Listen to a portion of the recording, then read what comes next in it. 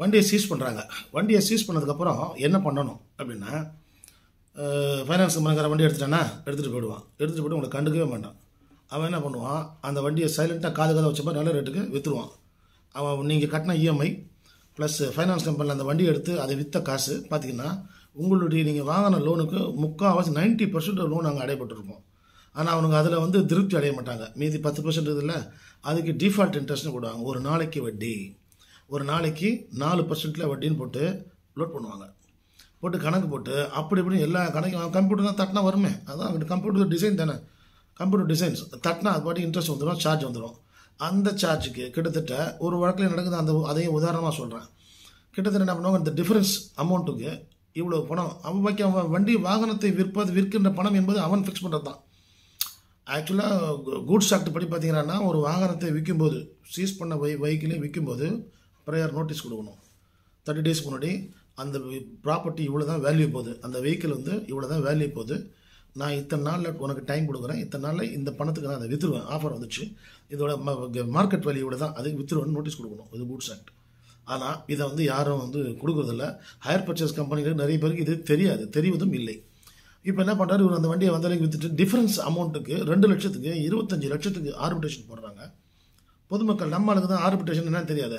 150 கையெழுத்து நீட் இடத்துல போடுறாருல, arbitration act நமக்கு என்னன்னு தெரியாது. அதனால் பணம் கட்டுவார் வேறு வேலையில் என்ன நினைப்பார், நம்மளால பணம் கேட்ட வராரு வேறு வேலையில், வண்டியை தூக்கிட்டு போட்டார், நான் கட்டின பணமும் போயிடுச்சு, வண்டியை திரும்பி விற்றுட்டானுங்க, அப்புறம் நான் எதுக்கு பணம் கட்டினேன் அப்படின்னு தூக்கி ஓரமாக போட்டுருவார். ஆனால் இவர் நோட்டீஸ் வாங்கி வச்சார் பாருங்க, அது எக்ஸ்பர்ட்டே ஒரு ஆர்பிட்ரேஷன் அவார்ட் ஆகிடும். அவார்டு ஆகிட்டா என்ன பண்ணுவான், 25 லட்சத்துக்கு ஈபி போடுவான், வீட்டுக்கு வருவான். இல்லைனா ஒன்று ப்ராப்பர்ட்டி அதை அட்டாச் பண்ணிவிடுவான். இப்படி பண்ணும்போது தான் என்ன நடக்குதுன்னா, நீ ஐயோ குய்யோ முய்யோ கத்தின்னு ஓடுவேன். ஓடி போய்ட்டு என்ன பண்ணுவேன், அந்த அவார்டு வாங்கி நீ தர வேண்டிய போனால் 2 லட்சம், நல்லா மைண்டில் வச்சுங்க, 2 லட்சம். அந்த அவார்டு 25 லட்சம் இருக்குது. அதை கொண்டு போயிட்டு ஒரு அப்பீல் போடுங்க. அவங்க அட்வொகேட் சொல்லுவார், அப்பீல் போட்டால் தான் ஈபி நிற்கும்னு. நீ அப்பீல் போட்ட உடனே நம்பர் பண்ணுறதுக்கு 75,000 ரூபா பணம் கேட்பான் செக்ஷனில். எப்படி கோர்ட் ஃபீ எவ்வளோ இருக்குது, நீ வாங்கின பணம் எவ்வளவு 2 லட்சம், அவன் போட்ட அவார்டு எவ்வளவு 25 லட்சம், தப்பாக போட்டிருக்கிறான். ஆனால் சட்டம் என்ன சொல்கிறது, ஒரு அவார்டை நீ சேலஞ்ச் பண்ணும்போது 3% maximum 1 lakh which ever is higher. அதே இதில் 3% எவ்வளோ ஆச்சு, 3%னா 25 lakhs 75,000. சப்போஸ் 50 லட்சத்துக்கு போட்டிருந்தா 1.5 லட்சம், 1.5 லட்சம் ஸ்டாம்பில் ஒரு மேக்ஸிமம் 1 lakh. ஸோ இதில் 25 lakhs அவார்டு அமௌண்ட்ன்றதால நீங்கள் என்ன பண்ணணும், 75,000க்கு கோர்ட் ஃபீ கட்டணும். இது போக வழக்கறிஞர் கட்டணும். ஸோ இந்த 75,000 நீங்கள் பே பண்ண தான் உங்கள் கேஸே அங்கே நம்பர் ஆகும். நம்பர் ஆனதுக்கப்புறம் தான் கோர்ட்டுக்கு வரும். கோர்ட்டுக்கு வந்த உடனே ஜட்ஜு நம்பணும் உங்கள் கேஸை.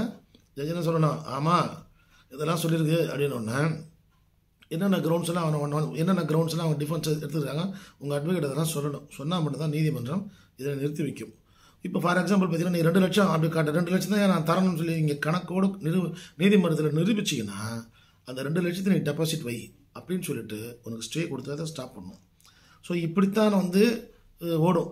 இது இப்படித்தான் செய்ய வேண்டிய முறை. இப்படி ஒரு நிதி நிறுவனத்தில் ஒரு வாகன கடன் பெறுகின்ற ஒரு நபர், அவரிடம் நீங்கள் பணம் வசூல் செய்ய வேண்டும் என்றால் நீதிமன்றத்துக்கு சென்று ஒரு உத்தரவை பெற்றுத்தான் வண்டியை பறிமுதல் செய்ய வேண்டும், வாகனத்தை பறிமுதல் செய்ய வேண்டும். அதே போல் அவருக்கு கொடுக்க வேண்டிய பணம், அவர் உங்களுக்கு தர வேண்டிய பாக்கி ஏதாவது தொகை இருந்தாலும் அவருக்கு முறையாக அறிவிப்பை கொடுத்து நீதிமன்றத்தின் மூலமாகத்தான் அதில் நீங்கள் ஒரு உத்தரவை வாங்கி ஈபி போட்டு தான் நீங்கள் நிறைவேற்று பண்ண போட்டு தான் நீங்கள் வசூல் செய்யணும். ஒன்று. ரெண்டாவது, ஒவ்வொரு நிதி நிறுவனத்திலும் இந்த என்ன சொல்லுவாங்கன்னா சீசிங் ஆஃபீஸர்னா அவர் என்ன ஸ்டேட் கவர்மெண்ட்லேயே சென்ட்ரல் கவர்மெண்ட்லேயே அவர் என்ன அப்பாயின்ட் பண்ணி அனுப்பிச்சிட்டாங்களா? பொறிக்கு பசங்க ரவுடி பசங்க தான் சீசிங் ஆஃபீஸரை வச்சுருப்பானுங்க. அவனுக்கு ஒரு வண்டியை எடுத்துட்டான்னா அவனுக்கு 10,000 ரூபா 20,000 ரூபா 30,000 ரூபாய் வண்டி வாகனத்துக்கு ஏற்ற மாதிரி அவங்களுக்கு பணம் ஃபீஸு. அதுக்கு ஆசைப்பட்டு இவங்க வருவாங்க. வாகனத்தை லோனில் வாங்கினவர் பெரிய தாதாவாக இருப்பார். ஸோ நம்மளால் என்ன பண்ணுவார், அதுக்கேற்ற மாதிரி ஒரு பெரிய ஆள் அவருக்கு காம்படிஷனாக டஃப் கொடுக்குற மாதிரி ஒரு இடத்துல செட் பண்ணுவார். அவர் இந்த பக்கம் பாத்ரூம் போகும்போது ஒரு ஏறி இன்னொரு சாவியை போட்டு காரை தூக்கிட்டு வந்துடுவார். அவரோட பெரிய வண்டி பென்ஸோ ஆடியோ ஏதோ தூக்கிட்டு வந்துடுவார். ஸோ இதுதான் நடக்குது. இதுக்கான விழிப்புணர்வுகள் என்ன அப்படின்றது தான் பொதுமக்களுக்கு தெரியணும். வாகனத்தை இப்போ நீங்கள் இந்த மாதிரி ஒரு பிரச்சனை இருக்கும்போது தாராளமாக நீங்கள் ஒரு சிவில் கோர்ட்டில் போட்டு இன்ஜெக்ஷன் சூட்டை போடலாம். ஏன்னா உங்ககிட்ட அந்த அக்ரிமெண்ட்லாம் இருக்காது. அதனால் ஆர்பிட்ரேஷன் கிளாஸ் இருக்கிறதுனா உங்ககிட்ட இருக்காது. அதனால் நீங்கள் அது தெரிய வர வரைக்கும் உடனே நீங்கள் ஒரு சிவில் கோர்ட்டுக்கு போயிட்டு இந்த மாதிரி வந்து வசூல் பண்ணுறது இல்லீகலு, இப்படி தான் அவங்க வசூல் பண்ணணும்னு சிவில் கோர்ட்டுக்கு போட்டு என்னுடைய வாகனத்தை சட்டத்துக்கு புறம்பாக வந்து பறிமுதல் செய்ய முயற்சி செய்கிறாங்க. ஒரு இன்ஜெக்ஷன் கொடுங்கன்னா கொடுப்பாங்க.